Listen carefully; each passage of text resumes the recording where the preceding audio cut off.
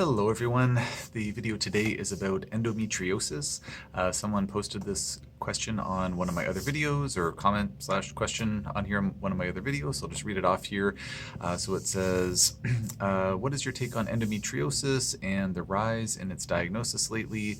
Are there any ideas to what is causing this or what makes it worse? Allopathically, i.e. in conventional medicine, they just recommend hormones, but many of us who are on birth control for long periods of their life are not interested in messing with our natural hormones any longer. So thank you for the question. As per usual, nothing I'm saying should be construed as medical advice. This is for informational purposes only. If you need medical advice, please talk to your healthcare provider to get that advice.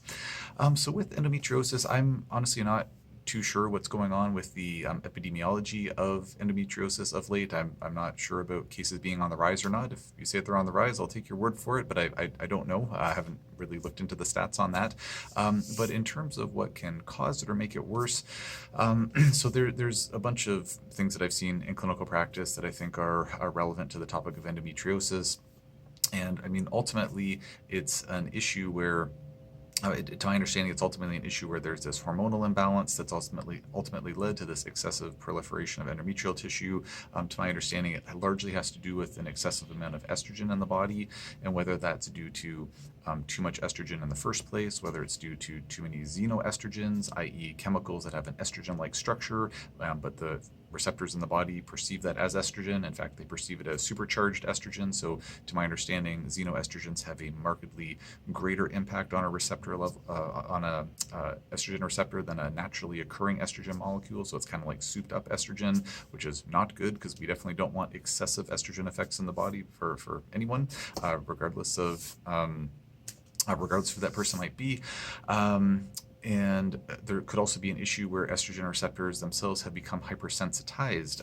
One thing that I don't think is widely known, but is really relevant to clinical practice in my experience, is that histamine is something that actually sensitizes estrogen receptors to become more responsive. So whether it's a regular estrogen molecule binding to that estrogen receptor and it has a more overblown response than it should, or if it's a xenoestrogen that's already going to have a more overblown response and that's even more overblown by histamine, there's several factors that can have an impact on how much estrogenic activity is happening in the body. And when it comes to histamine, that's certainly relevant for folks if they have mast cell activation syndrome, which is oftentimes triggered by conditions like mold and chronic infections and heavy metals and SIBO and things like that. But just good old stress is something that actually can trigger more histamine release in the body. The white blood cells that are the primary source of histamine, which are called mast cells, they have receptors on them for this hormone called corticotropin-releasing hormone, or CRH, and that CRH is present in higher amounts when we're under more stress. So for anyone listening, we're like, oh yeah, I have higher histamine symptoms when I'm under stress, or my my allergy symptoms are worse when I'm under stress, or maybe my premenstrual period symptoms are worse when I'm under stress. These are all things that are, in my experience and to my understanding, largely histamine mediated through this kind of stress histamine estrogen link. So when it comes to what is maybe making endometriosis worse, or if it is indeed more prevalent, like why might that be the case? Well, there's certainly been no shortage of stress in the last few years in particular. I mean, life has been busy and stressful for many of us for maybe for longer than that, but especially in the last few years, there's been higher amounts of stress, I think, than many of us have ever seen before. Also, unfortunately, when it comes to COVID-19, like the SARS-CoV-2 virus, there are several sources, whether it's from the virus itself or vaccines, which ultimately lead to more spike protein being present in a person's body. That's highly inflammatory. That's going to cause more histamine release in the body. So histamine begets inflammation, but more inflammation also begets more histamine, and so that's something that might have contributed to driving more cases of higher estrogen-related conditions like endometriosis potentially. So those are some of my background thoughts in terms of what might be driving endometriosis in the first place or making it worse. As far as treatment options, which are kind of alluding to a question about that in what you typed out here, so I'll just speak to that quickly. So in my experience with endometriosis, I mean, just as a general caveat, if endometriosis has become really severe, if it's causing a lot of debilitating symptoms, hormone therapy can be one of the most effective things to work with. Surgery can be one of the most effective things to work with.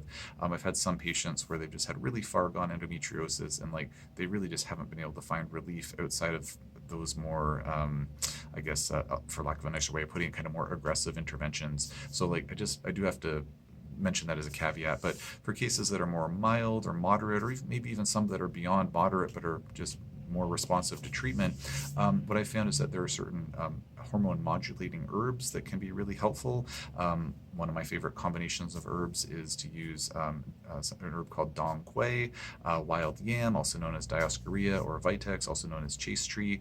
As per usual, I can't give any medical advice in my videos, so I don't speak about dosages specifically, but those three herbs are kind of a combination that I like to use in usually an herbal tincture formula.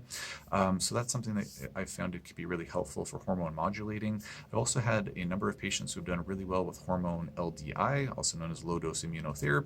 I have other videos about LDI, so I won't get into what that's all about here, but essentially it's a hormone desensitizing treatment. If a person's actually sensitive to their own hormones, that seems to be a factor for some folks anyways who are suffering from endometriosis and sometimes other hormonal issues. So either estrogen or progesterone LDI can be really helpful. You might be thinking, we're talking about this being a big estrogen issue. Where does progesterone fit into this?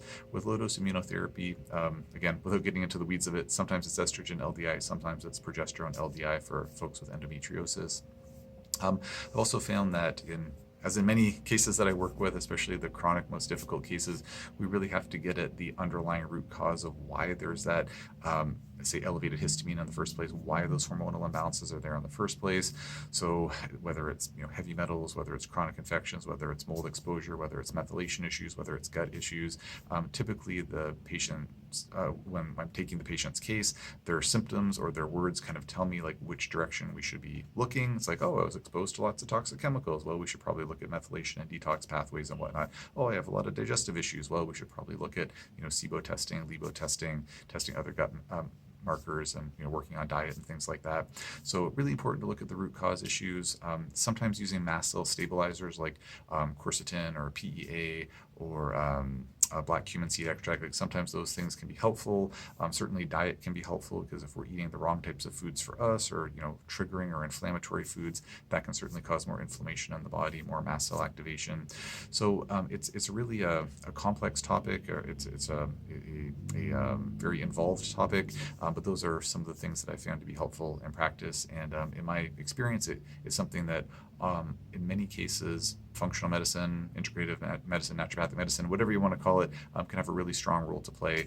And I think it's definitely something worth pursuing some of those other options in combination of, or in some cases, potentially maybe in lieu of some of the other medical interventions that are available. Just depends on the case, and is always, of course, so very nuanced. So thank you for the question. I hope that this was useful information. If you or anyone else listening has any further questions on this topic, or any comments, if you're like, hey, I have this or that helped with my endometriosis or my friend's endometriosis, or I'm a clinician and this is what I find to be helpful with endometriosis, please consider posting in the comment section. Folks read the comments, and it's a good place to share information and thoughts and ideas if you're so inclined.